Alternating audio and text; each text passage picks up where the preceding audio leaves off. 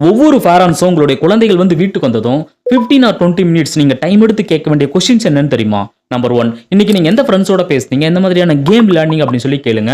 அது குழந்தைகளுக்கும் உங்களுக்கும் இருக்கிற அந்த கனெக்டிவிட்டி இன்னும் கொஞ்சம் அதிகப்படுத்தும். நம்பர் 2, நீங்க உங்களுடைய டீச்சர் என்ன டீச் பண்ணாங்க, நீங்க என்ன லேர்ன் பண்ணீங்க அப்படின்னு சொல்லி கேளுங்க. அவங்களுடைய லெவல் என்ன அப்படிங்கறத நம்ம தெரிஞ்சுக்கிறதுக்கு இது ரொம்ப சப்போர்ட்டிவா இருக்கும். நம்பர் 3, நான் மார்னிங் கொடுத்த டிஃபன் இல்ல லஞ்ச் நல்லா இருந்துச்சா, நாளைக்கு உங்களுக்கு நான் என்ன பண்ணி தரட்டும் அப்படின்னு சொல்லி கேட்டு அதுக்கு தகுந்த மாதிரி பிளான் பண்ணுங்க.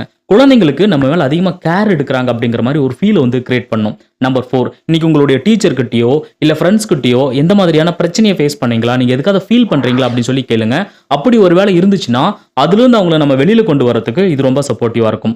லாஸ்ட் ஒன் ரொம்ப முக்கியமானது. ஸ்கூல்ல இல்ல போற வழியில வேற எங்கேயாவது ஃப்ரெண்ட்ஸ் கிட்ட நீங்க எந்த மாதிரியான பிரச்சனையை ஃபேஸ் பண்ணாலும் அதை மறைக்காம எங்க கிட்ட சொல்லுங்க அப்படின்னு சொல்லி சொல்லுங்க. இது குழந்தைங்களுக்கு ஒரு மாதிரியான ஒரு கான்ஃபிடென்ட்டை வந்து கொடுக்கும். இதெல்லாம் நம்ம சரியா பிளான் பண்ணும்போது நம்மளுடைய குழந்தைகளை நல்வழியில கொண்டு போறதுக்கு ரொம்ப சப்போர்ட்டிவா இருக்கும். இதெல்லாம் யாரெல்லாம் சரியா